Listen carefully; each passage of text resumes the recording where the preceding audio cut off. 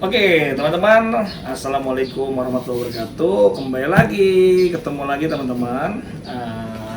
Masih di seputar Omoda E5 ya, karena memang Omoda E5 lagi hype banget gitu. Jadi banyak teman-teman yang masih mencari-cari tentang tahu lebih lah ya untuk si Omoda E5.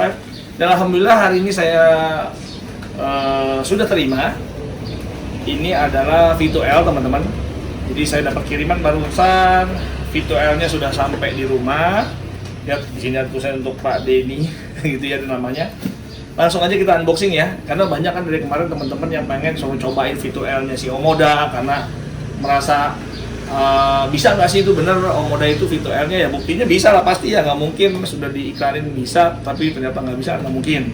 Nah ini V2L-nya sudah tiba, sekarang saya langsung unboxing aja ya. Yuk teman-teman, saya unboxing.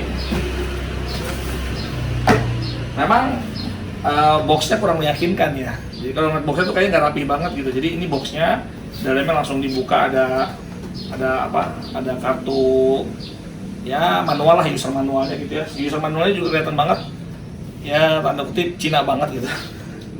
Terus langsung ada tasnya. Nah langsung berbentuk tas teman-teman. Jadi ini ada tasnya. Tasnya juga ya begini deh pokoknya. Dilihatnya nggak ada enak-enaknya gitu ya. Kelihatan murahnya, tapi nggak apa-apa, yang penting kita dapat ke bagian V2L-nya. Nah ini V2L-nya seperti ini teman-teman. Oke, saya taruh dulu tasnya.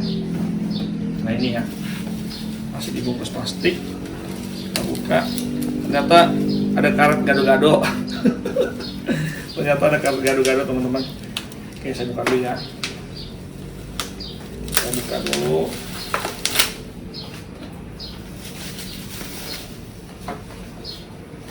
Tuh, seperti ini ya, ini charging gun-nya. Untuk di gun-nya ya, masuk ke charging gun port-nya. Kita buka lagi ini ya. Masih ada karet gado-gadonya juga. Oke. Nah, seperti ini teman-teman, V2L-nya ada plastiknya masih. Kita buka aja langsung plastiknya ya. Oke. Buka plastiknya. Jadi bentuknya seperti ini, kabelnya mungkin kurang lebih sekitar berapa meter nih ya? Kabelnya nanti kita buka lah ya, kabelnya mungkin kurang lebih sekitar 5 meter atau 4 meter kayaknya nih teman-teman ya. Kayaknya sih 4 meter mungkin, nanti kita buka lah. Mereknya memang ada tulisan Omoda di sini ya, ada tulisan Omoda. Jadi ya terkesan memang ini bawaan mobil ya. Terus ada 2 port aja teman-teman, ada 2 power outlet, 220 volt, 2 outlet ya. Terus di sini ada USB-nya. Ya, di samping sini ada USB tipe A sama tipe C ya, ada lampu indikator juga, dan di sini ada switch ya. Ini switch atau apa sikring saya belum tahu, nanti kita cari tahu ya. Terus di sini ada kotak apa bisa dibuka, mungkin dalamnya buat ganti sikring atau apanya ya. Oke, bentuknya begini aja teman-teman, agak aneh bentuknya. Oke ya, tapi nggak apa-apa, yang penting ini udah ada V2L-nya ya. Kalau dari speknya sama sekali nggak ada tulisan. Di sini hanya 250 volt, 16 ampere. Oh, berarti speknya hanya 16 ampere, teman-teman. Artinya berarti kurang lebih sekitar 3.500 watt ya. 16 ampere, jadi kurang lebih sekitar 3.500 watt, teman-teman. Jadi buat teman-teman yang mau pakai peralatan listrik atau peralatan apapun, dibatasi cuma sampai 3.500 watt aja. Nah, kita compare. Kebetulan saya juga punya sudah V2L yang kemarin kita coba waktu kita camping kemarin, nggak berhasil berkomunikasi ya. Nah ini dia, ini V2L third party ya teman-teman. Ini banyak charging soketnya, banyak, lebih banyak soket USB-nya juga, Type C juga banyak. Tapi ini tersayang nggak bisa komunikasi sama mobil Omoda E5 kita. Tapi ini kalau ke Ioniq bisa, ke Netavi bisa gitu ya. Yang ini saya belum tahu, nanti saya penasaran juga, saya mau coba di Netavi bisa apa enggak gitu ya. Oke teman-teman, sekarang kita langsung coba aja ya ke mobilnya. Kita buat apa ya, saya bingung juga nih. Apakah kita langsung buat ngecas mobil aja, jadi mobil langsung ngecas mobil gitu. Tapi setahu saya Neta saya ini baterai 100%, tapi kita coba lihat lah, apakah ke mobil aja langsung kita buktikan, atau buat ya hidupin apalah gitu ya. Oke, ikutin terus teman-teman ya. Saya tadi mau coba ngecas Netavi tapi ternyata konsumsi baterainya jadi level baterainya masih 100%. Saya mau kurangin sampai 98%, itu butuh waktu teman-teman. Jadi mobil listrik itu 1% aja berkurang, kalau cuma AC doang nggak jalan kayaknya lama gitu ya. Jadi saya kayaknya nggak usah ngecas ini deh ya, karena ini baterainya masih 100%. Saya siapin aja pakai kipas angin, karena beban yang berat bener-bener nggak ada. Kemarin kita ada di mobil Overland kita itu, sebenarnya di situ ada kettle listrik, ada kompor listrik yang wattnya gede-gede, tapi ternyata kemarin kita habis camping dibawa di mobil ini. Saya tinggal di rumah yang satu lagi, jadi diturunin semua di sana gitu, jadi nggak ada di sini. Ini aja pinjem di kamar mbaknya nih, saya pinjem di kamar mbaknya, saya pinjem dulu gitu buat ngetes. Tapi ini jelas wattnya kecil, karena wattnya kecil, mungkin nanti nggak bisa kelihatan ya ampere kebutuhan ampere di dalam MID-nya si Omoda ya. Tapi nggak apa-apa lah ya, yang penting kan teman-teman ngetes bahwa V2L-nya ini bisa dipakai untuk perangkat rumah tangga, intinya gitu lah ya. Oke, kalau tadi ya saya baca teman-teman sekilas bahwa kabelnya ternyata panjangnya itu adalah 5 meter, panjangnya 5 meter, dan yang bagus ini konsumsi maksimum power outletnya itu bisa 4000 watt ternyata. Jadi ya mungkin 3500 sampai 4000 watt lah ya. Terus dia untuk USB Type C atau Type A-nya itu 10 watt, nggak tahu nih kategorinya fast charging atau enggak ya. Sama IP-nya dia sudah IP54, jadi tahan percikan air lah. Kalau direndam sih, apalagi diguyur ya nggak bisa, tapi kalau percikan doang masih bisa. Oke lah ya, kita coba aja langsung aktifin V2L-nya. Caranya gimana teman-teman, tinggal masukin aja di port charging gini ya. Oke, kita masukin. Langsung warnanya biru ya teman-teman ya.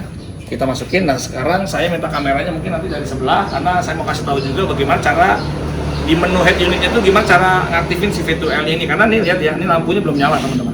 Di sini ada lampu ya, ada lampu LED, LED-nya belum nyala ya. Walaupun udah saya colok, karena harus diaktifin dulu di menu di dalam. Oke, kamera bisa ke dalam samping lah ya.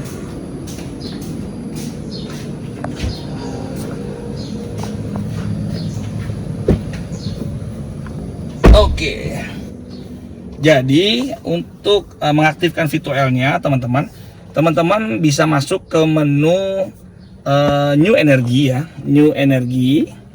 Nah di sini ada discharge setting ya teman-teman ya, discharge setting, dan teman-teman pilih aktifkan external discharge function. Oke, diklik aja. Nah di sini langsung muncul be safe when indication discharging state active. Jadi teman-teman di sini bisa ngelihat nanti real time discharge power itu berapa. Jadi secara real time ya discharge power itu berapa. Jadi misalkan tadi saya pakai kipas angin itu berapa kW, tapi karena nanti kipas anginnya kecil wattnya, jadi ya mungkin di sini cuma 0,0 aja lah ya. Tapi nggak apa-apa lah, intinya teman-teman tahu bahwa maksimum penggunaan V2L itu sampai ke 4000 watt atau 3500-an watt lah gitu ya. Oke, yuk kita sekarang keluar lagi ke sana yuk.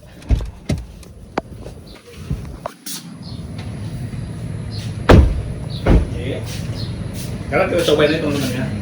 Kita cobain pakai kipas angin aja nih, soalnya nggak ada lagi gitu. Nah lihat, sekarang lampunya udah nyala, kelihatan ya, LED-nya sudah nyala. Tombol ini bukan tombol, ini seperti tombol teman-teman. Ini tuh fungsinya untuk kalau jika terjadi teman-teman nyolokin sesuatu perangkat elektronik, nanti terjadi trip atau konslet, dia akan naik ke atas. Dan untuk merilisnya kita tinggal pencet lagi ke bawah. Ini seperti MCB-nya lah gitu ya. Oke, saya cobain ya. Bismillah. Lihat kipas anginnya, saya colokin, kita nyalain. Tuh, nyala kan? Jadi ya seperti ini teman-teman penggunaan V2L itu. Ya pokoknya perangkat apapun elektronik ya, teman-teman bisa masukin di sini buat camping, misalkan buat masak, buat Magicom masak nasi, terus kompor listrik, kettle listrik. Jadi apapun bisa, yang penting teman-teman tahu bahwa kebutuhannya sampai 3500 atau 4000 watt maksimum teman-teman. Jadi jangan sampai teman-teman punya beban lebih dari 3000 watt atau 4000 watt, teman-teman pakai di sini nanti ya takutnya ya apa sih, mungkin dia trip ya karena ada proteksi tadi ini yang merah ini, atau juga nanti dari segi OBC-nya juga akan pasti akan akan membatasi juga mungkin gitu ya. Oke, saya matiin dulu ya teman-teman ya. Yang jelas ini udah bisa nyala ya, kelihatan ya tuh nyala ya. Oke, ini buktinya tuh. Oke, ini saya matikan. Sebenarnya yang enak tuh kalau kita nyobanya pakai mobil, karena mobil kan wattnya gede, kurang lebih sekitar 2800-an watt ya. Jadi lebih enak tuh, jadi ampernya KW-nya kelihatan gitu ya. Kalau sekarang saya yakin karena ini cuma paling kipas angin paling 90 watt kali ya, atau 50 watt kali, jangan sampai 90 watt. Kalau 50 watt di situ paling cuma 0,0 gitu doang gitu teman-teman, nggak bakal kelihatan gitu. Jadi percuma saya kasih unjuk juga di situ. Tapi intinya begini caranya. Alhamdulillah V2L-nya udah nyampe, kita bisa cobain. Berbeda ya sama V2L yang tadi saya bilang bahwa ini yang third party, tapi yang third party ini justru malah bisa ke Neta, bisa ke Ioniq dan segala macam. Nah, ini bisa kompatibel kemana-mana. Sementara untuk Omoda ini saya juga bingung. Ternyata dia harus khusus pakai V2L-nya. Jadi menjawab teman-teman, bukan V2L-nya mobilnya nggak bisa, tetapi ininya loh yang disebut dengan V2L itu memang dia support V2L, tetapi kan butuh alat juga. Alatnya itu ya seperti ini nih. Alat pendukung V2L-nya itu ya seperti ini. Nah, alat ini tuh yang tidak support. Ternyata si Omoda i5 ini nggak bisa pakai yang ini luaran. Sebenarnya sih kita bisa modifikasi.